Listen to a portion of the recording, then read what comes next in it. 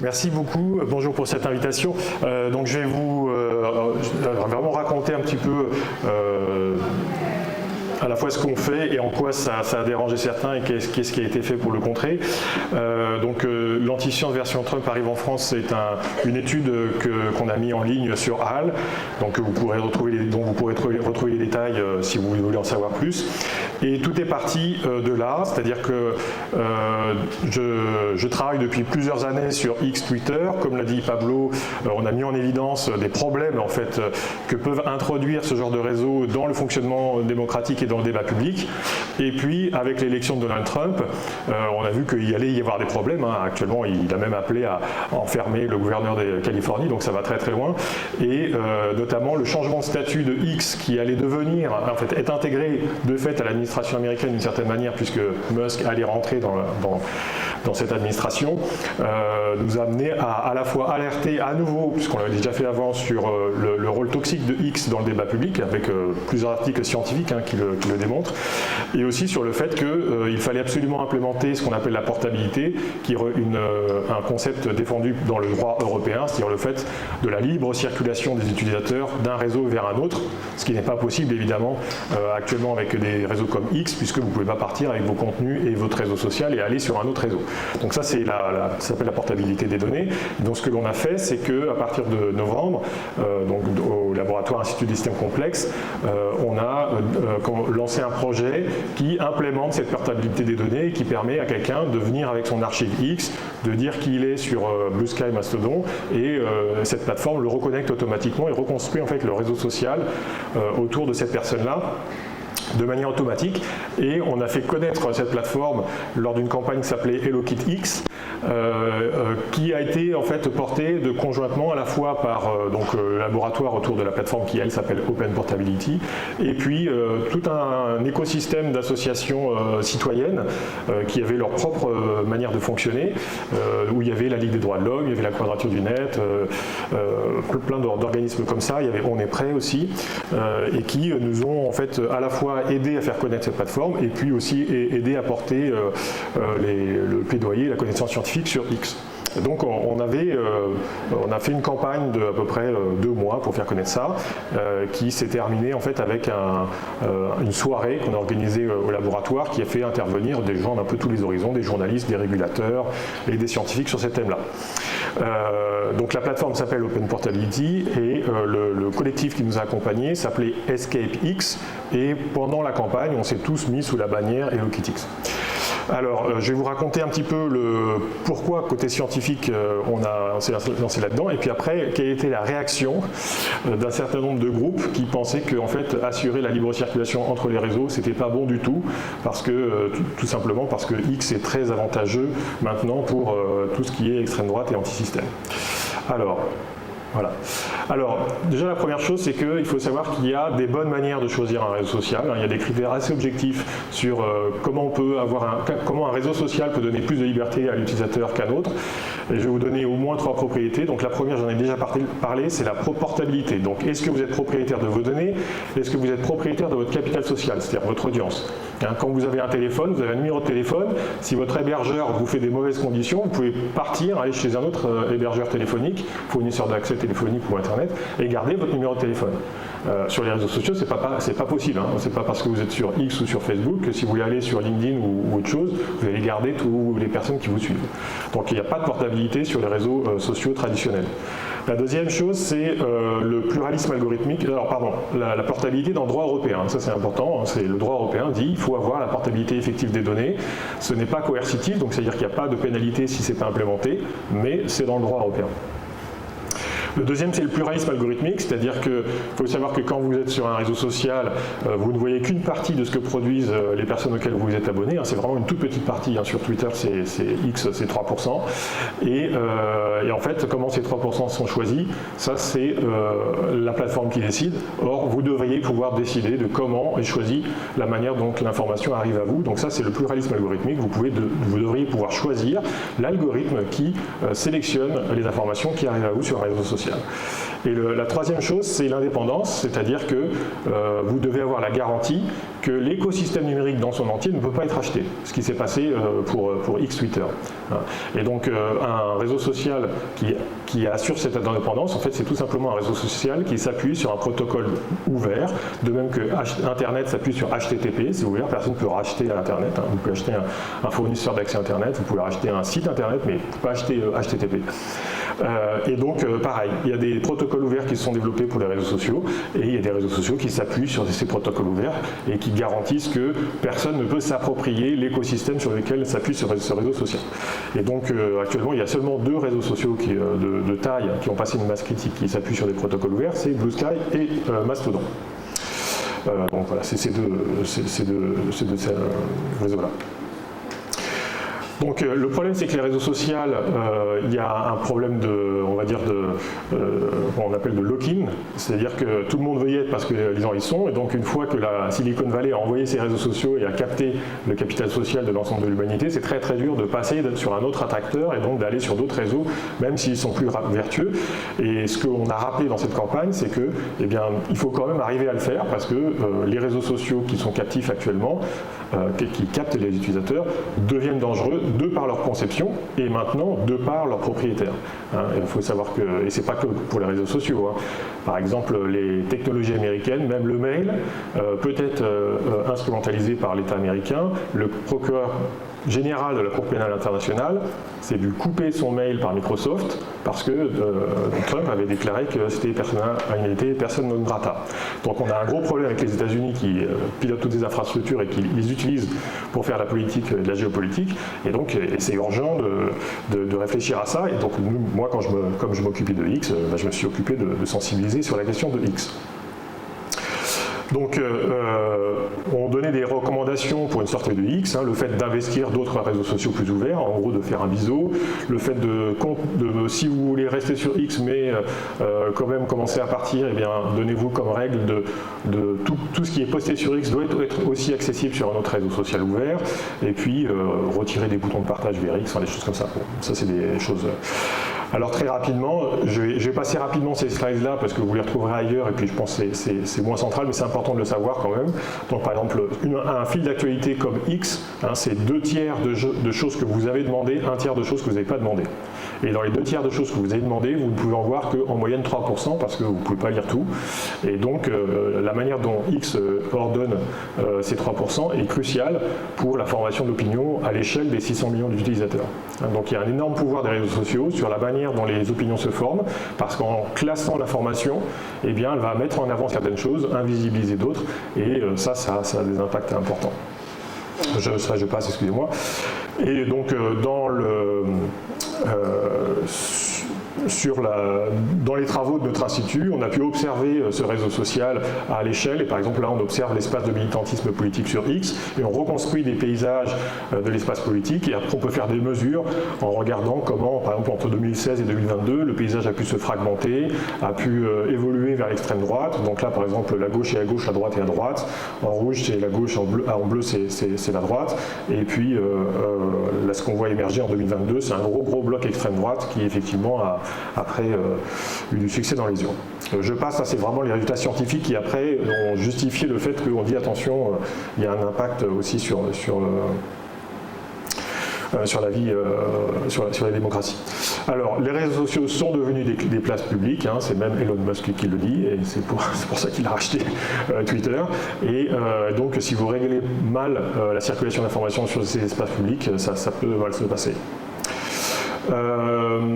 Alors, il y a des notions importantes de risque systémique qui ont été introduites dans la loi européenne et qui dit si un réseau social est trop gros et est défaillant, ça introduit des risques systémiques pour la démocratie, notamment par exemple manipulation électorale, et donc ils doivent rendre des comptes. Il faut savoir qu'actuellement il y a plusieurs procédures contre Facebook, X et d'autres plateformes parce qu'en fait elles sont devenues systémiques et elles ne rendent pas de compte. Donc il y a des plateformes hors la loi qui continuent à interférer dans la formation de l'opinion publique. pareil, je vais passer rapidement ces slides-là parce que c'est pas le but, mais je vous les passe pour que vous en ayez conscience. On peut montrer, par exemple, que l'algorithmique de X amplifie ce qu'on appelle la toxicité et donc, en fait, montre en priorité à ses utilisateurs les contenus les plus toxiques, c'est-à-dire obscénité, attaque personnelle, dénigrement, etc. Ça, on peut vraiment le mesurer et c'est ce qu'on a fait là récemment. On peut aussi montrer que ce genre de plateforme va concentrer le pouvoir social entre les mains des individus les plus toxiques, c'est-à-dire que les influenceurs sur X, parmi ces influenceurs, sont surreprésentés les personnes qui agissent dans l'espace informationnel de manière toxique, c'est-à-dire en dénonçant, en attaquant, en diffusant des fausses informations. L'estimation, donc ça c'est une estimation par la modélisation, hein, mais qui est calibrée sur les données qu'on a, c'est à peu près plus 40% de ce genre de personnalité dans le top 1% des influenceurs. Et on montre aussi que, par exemple, X module son service en fonction de l'opinion politique, c'est-à-dire qu'en fonction de votre opinion politique, ce qui va être mis en avant va être différent, donc ce qui est interdit en France. Pour revenir à la question de X et de la science, faut savoir donc que X a abandonné toute modération, il a abandonné aussi toute alerte sur la désinformation, notamment par exemple ce qu'ils avaient mis en place pour la désinformation Covid. Il y a des attaques contre les scientifiques sur X, notamment des attaques d'Elon Musk qui a quand même 200 millions d'utilisateurs et qui se permet de dire directement que par exemple Anthony Fauci qui a coordonné la réponse Covid-19 doit être emprisonné. Alors il faut savoir que quand vous dites ça auprès de 200 millions d'utilisateurs dont une partie sont radicalisés, à la fin la personne a des menaces de mort et doit être encadrée par une surveillance policière qui vient de lui être retirée par Donald Trump, donc cette personne de 82 ans est en danger de mort actuellement. Elon Musk a fait des attaques directes contre la science au nom du wokisme, on pourra en reparler, hein, donc, mais l'idée c'est de dire en fait les scientifiques sont des gauchistes et ils utilisent les crédits publics pour faire avancer des idées de gauche. Donc ça pareil c'est diffusé à grande échelle sur X. Lui-même fait du climato-scepticisme, hein, vous avez vu Valérie Masson-Delmotte hier, il explique que finalement, à part le CO2, il n'y a rien qui joue dans le changement climatique.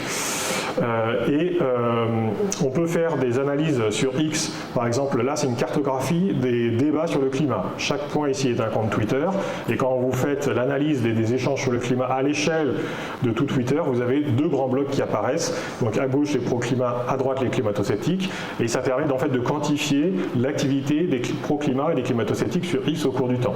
Et quand vous faites ça, vous avez ce genre de graphe là, donc ça c'est l'évolution sur 2 ans, et ce que l'on voit ici c'est que donc en haut, en orange, vous avez l'activité des pro-climat, le nombre d'utilisateurs pro-climat par jour qui sont actifs. En bas, c'est les climato-sceptiques. Et vous voyez qu'il y a une montée progressive du climato-scepticisme et qu'à partir du moment où Elon Musk rachète Twitter, donc là, c'est à la fin, c'est l'effondrement du nombre de pro-climat, en fait, les personnes pro-climat s'en vont parce que tout simplement parce qu'elles se font attaquer. Parce que par ailleurs, Elon Musk a réhabilité des comptes violents, etc. Et donc, toutes ces personnes-là se font attaquer et ils partent. Et actuellement, sur X, en tout cas, c'est la mesure qu'on avait en 2023, parce qu'après, Elon Musk a coupé les accès, vous avez une personne sur 2 qui s'exprime qui est climato-sceptique. Ces réseaux-là, et encore une fois, là je passe vite parce que je veux passer sur l'attaque, aussi sont des dangers vraiment réels pour la démocratie au sens où ils permettent des attaques pendant des élections et ils empêchent en fait les chercheurs et d'ailleurs les gouvernements d'analyser ces attaques. On en a analysé nous du temps où Twitter était entre guillemets ouvert, c'est-à-dire qu'on pouvait collecter les données en temps réel. On a montré qu'il y a eu des attaques de l'extrême droite américaine pendant l'entre-deux tours de 2017 pour faire gagner Marine Le Pen. Donc ça c'est quantifié, et puis à chaque fois on peut montrer ce qui s'est passé, on pourra revenir dessus, mais c'est pas le point, là, vous trouverez ça dans mes publications.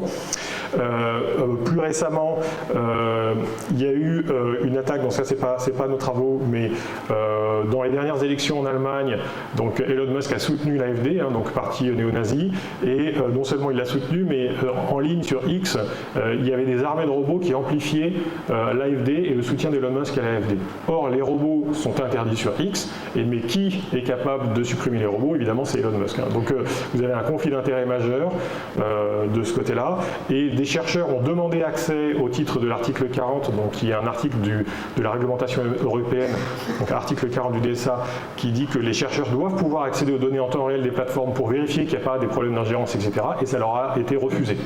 Donc, c'est-à-dire qu'il y avait de l'ingérence sur les réseaux sociaux et une violation de la loi qui aurait permis de mettre en évidence ces ingérences. Donc évidemment, il ne respecte pas la portabilité effective des données, ça je l'ai déjà mentionné. Il ne respecte pas l'article 40 du DSA. Moi j'ai fait plusieurs demandes et ça a été refusé aussi. Bon, actuellement il y a un procès, enfin une enquête en cours contre X là-dessus. Il y a des utilisations des services abusives. Il faut savoir que toute personne qui a un compte sur X, la seule garantie qu'elle a, c'est en fait aucune garantie. X peut fermer votre compte du jour au lendemain, il garde vos données, vous n'avez rien à dire. Il y a un non-respect du droit français évidemment, puisqu'il y a par exemple des contenus néo-nazis sur X qui sont pas du tout censurés, enfin pas censurés, modérés je veux dire. Et ça c'est la condition d'utilisation. Et quand vous avez des élections, il faut savoir que, je ne vais pas le faire dans le détail, mais par exemple aux États-Unis, X c'est 100 millions d'utilisateurs sur X, 32 millions actifs, et l'écart dans le vote populaire, même si ce n'est pas le vote populaire qui décide tout, entre Trump et Harris, c'était 2,5 millions. Donc vous avez 10 fois plus d'utilisateurs dans votre machine à manipuler l'opinion que de ce qu'il faut pour renverser une élection, donc ça peut avoir un impact important. Alors, je vais passer ces slides-là, mais c'est pour toutes les manipulations qu'a fait Elon Musk. Il a changé l'algorithmique pour justement mettre en avant ses idées, avec notamment, par exemple, complètement assumé, le tweet de droite, il montre vraiment que ce qu'il veut faire, c'est gaver les utilisateurs avec son idéologie. Donc ça je passe rapidement parce que je veux passer à l'autre. Donc là il a par exemple aussi fait fermer un compte Twitter qui faisait une levée de fonds pour Harris, juste parce qu'il faisait une levée de fonds trop efficace. Et, ah bah non, il y a tout qui vient d'un coup là, ça va pas.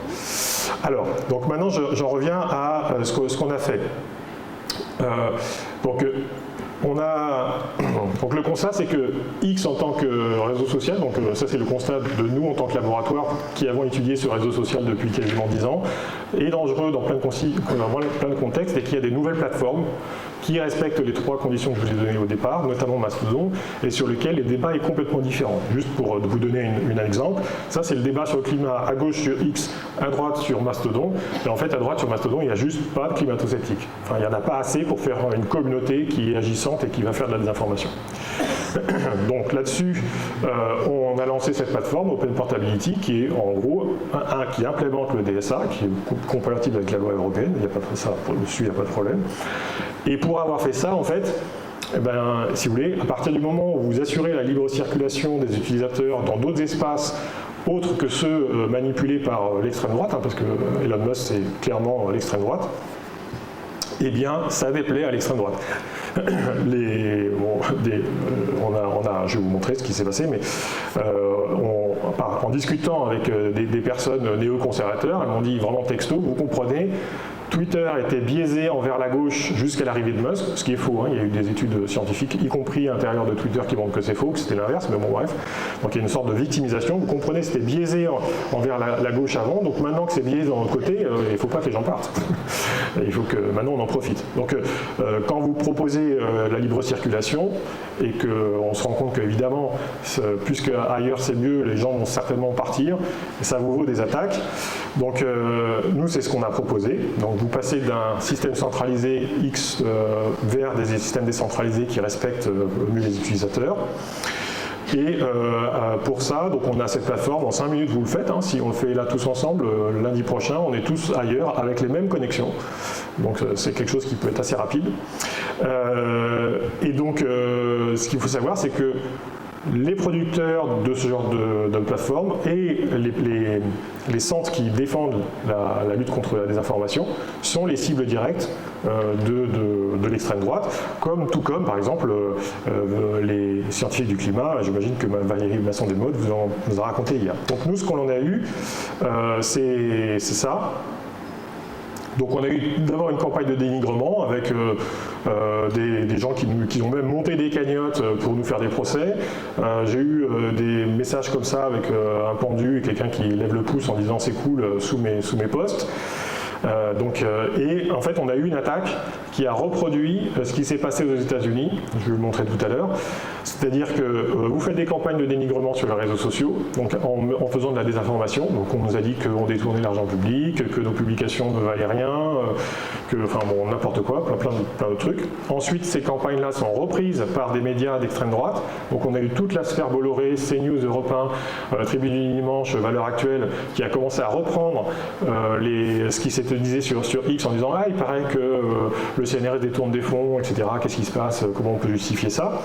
Ensuite, on a eu une attaque du côté des partis politiques, mais qui était coordonnée par enfin, a priori, en tout cas, tous les acteurs étaient liés à Pierre-Édouard Sterrin, qui est un exilé fiscal, créateur de Smartbox, donc multimillionnaire maintenant, qui vit en Belgique, et qui a décidé de mettre 150 millions d'euros sur 10 ans pour faire avancer les causes d'extrême droite et faire changer la peur de camp. Et donc il finance tout un ensemble, tout un écosystème pour faire ça. Et ceux qui nous ont attaqués, donc on a eu des attaques à l'Assemblée nationale, donc ça veut dire des députés sous immunité parlementaire qui ont commencé à dire qu'on détournait des fonds publics, etc.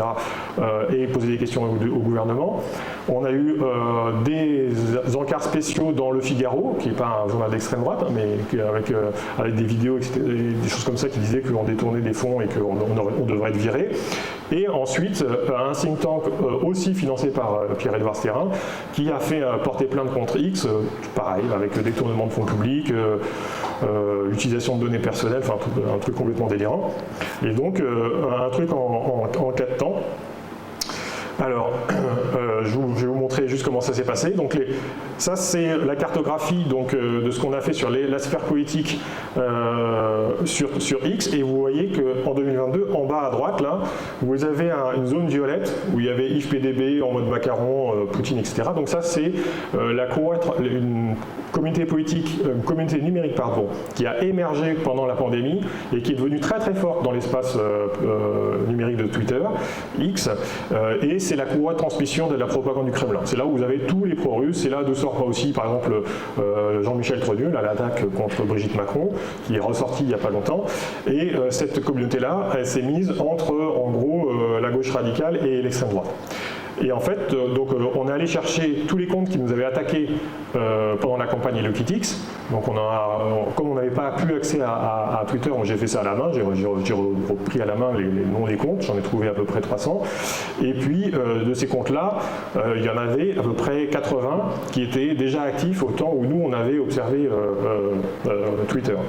Et donc ce sont ces 80-là. Donc en fait, ce sont des comptes qui sont très très connectés et qui sont dans la zone rouge en bas. La zone rouge en bas, c'est les seconds voisins de ces comptes. Donc en fait, ce sont des comptes qui sont très localisés dans un endroit très spécifique de l'espace politique, qui d'ailleurs n'est pas une communauté politique à part entière au sens où ils n'ont pas de parti politique et ils n'ont pas d'élus, mais ils font de la division sociale à longueur de temps. Et donc c'est autour de Philippot, Asselineau, IFPDB, qui sont tous des pro-Poutine convaincus. Et alors là, je ne sais pas pourquoi ça ne sort pas. Bon, je vous commenterai, ça vous le trouverez dans les études. Mais si vous regardez, nous on peut remonter dans le temps et regarder ce groupe-là et leurs voisins aussi, sur quelle autre polémique ils sont intervenus. Et en fait, vous voyez que ce sont des professionnels de la division sociale et de l'attaque contre la science. Donc par exemple, ils sont à 75% climato-sceptiques, ils sont à 75-80% relais de la propagande du Kremlin, ils sont à 75%, 80% anti-vax. Et donc en fait, nous, sur nos 7 ans d'observation, on a identifié plusieurs crises comme ça ou campagnes de désinformation. Et en fait, les gens qui nous ont attaqués, ils étaient là tout le temps. Donc il faut savoir que vous avez entre 1000 et 2000 comptes qui sont là sur toutes les polémiques depuis 2016. Voilà, vous avez les pourcentages ici, donc vaccin, wokisme, enfin bref. Donc oui, tout à fait, j'ai bientôt fini. Donc ça, c'était pour l'attaque sur Internet. Donc l'attaque sur Internet, c'est vraiment en fait une chambre d'écho numérique qui vise à faire de la division sociale et qui est présente tout le temps sur toutes les polémiques et qui s'attaque personnellement à des gens. Ils sont attaqués avant nous aux scientifiques du climat, c'était peut-être les premières cibles. On l'a documenté dans une étude qui s'appelait les nouveaux fronts du climato-scepticisme et du climato-dénialisme, et ils sont attaqués à nous. Ensuite, on a eu donc les attaques du groupe Bolloré, donc là vous avez plein d'exemples, y compris Pascal Pro sur CNews. On ne pensait pas avoir tant d'honneur, mais bon. Ensuite, on a eu donc intervention des d'élu à l'Assemblée nationale, quelqu'un qui est venu, j'appelle Hello Kitty Xalabar, madame la présidente de la Chambre de l'Assemblée, expliquez-moi pourquoi le CNRS utilise des fonds publics pour faire de la politique. Et puis un contentieux juridique, c'est-à-dire le Cercle droit et liberté qui a porté plainte et qui a même monté des cagnottes, etc. Alors on n'allait pas aller très loin, ça ira nulle part, mais la conséquence de ça, c'est que eh bien, le CNRS réagit et ça vous fait perdre du temps. Si on regarde la dernière zone d'attaque, donc l'attaque dans le Figaro à l'Assemblée nationale et la porte-plainte, la plainte au juridique, en fait tous font partie de la sphère d'Édouard Sterrin. Donc ici vous avez un diagramme de toutes les organisations, enfin une partie des organisations qu'il finance, et vous voyez là les 3 cases en rouge, ce sont des organisations financées par cette personne-là. Et en fait, donc, comme je vous le disais, il réplique ce qui se passe aux États-Unis. Donc, ça, c'est une étude dans Nature sur notamment les scientifiques qui parlaient du Covid. Vous voyez que vous avez 12 personnes, quasiment 15% des scientifiques qui ont défendu ou parlé de la crise Covid, qui ont reçu des menaces de mort. Vous avez quasiment 60% qui ont reçu des attaques en crédibilité. Donc, ça, c'est des attaques qui sont organisées et qui sont très fréquentes aux États-Unis. Et une des branches de la science la plus facilement, enfin la plus directement attaquée, ce sont les sciences qui font de la lutte contre la désinformation. Et par exemple, il faut savoir que les centres de Stanford et de Harvard, qui étaient les gros centres de lutte contre la désinformation historique, ont été fermés juste avant la campagne présidentielle de 2024. Parce qu'en fait, ça faisait des mois qu'ils étaient attaqués avec ces stratégies, donc qui consistent exactement en ces 4 temps, donc harcèlement sur les réseaux sociaux, attaque dans les médias, demande d'informations via des élus, donc les élus avec leur pouvoir d'élu demandent à avoir accès aux comptes des universités ou des centres de recherche, et ensuite, avec ça, ils font des contentieux juridiques, même si tout est clean en fait. Le fait de faire des contentieux juridiques, ça fait perdre du temps à l'institution, ça fait perdre du temps aux frais d'avocat, et à la fin, comme là-bas beaucoup de choses sont privées, à la fin les institutions disent bon, ok, à ce centre-là on va peut-être le fermer parce que ça coûte trop cher. Donc c'est vraiment exactement ce genre d'attaque qu'on a subi. Et donc juste pour contre-attaquer quelques pistes, alors je pense que c'est très important de rappeler les fondements de la démarche scientifique. C'est-à-dire que quand on parle de la science, c'est avant tout une démarche, et c'est pour ça que c'est différent de la politique. C'est qu'on cherche à produire des faits vérifiables, on n'hésite pas à révéler qu'on s'est trompé quand on s'est vraiment trompé. Je veux dire, c'est une qualité d'un scientifique, alors que pour un politique c'est pas si clair. Il faut exposer les démarches anti-sciences, donc c'est ce qu'on a fait dans ce rapport-là, que vous trouverez sur HAL ou sur mon site. Il faut absolument retirer le cadrage politique, parce qu'en fait, par exemple, la première des attaques qu'on a eues très tôt, dès qu'on a commencé, c'est genre, mais en fait, vous êtes des gauchistes qui utilisez les fonds de l'État pour faire avancer vos idées. On faisait juste une plateforme de portabilité qui est décrite dans le DSA.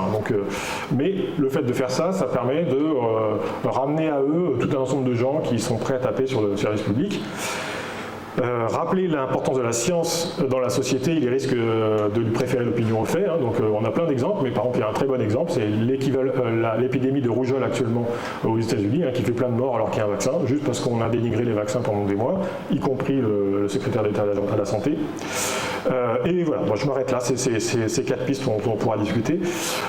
Mais c'est pour ça que j'ai appelé ça l'anti-science version Trump arrive en France, parce qu'on voit exactement les mêmes procédures qui sont multicanaux, et donc qui s'attaquent vraiment frontalement aux scientifiques, parce que pour une certaine frange de l'espace politique qui vit de mensonges, il faut quand même le dire, avoir des gens qui sont prêts à les contredire sur des faits, c'est pas bien. Donc voilà, je vais m'arrêter là. Merci.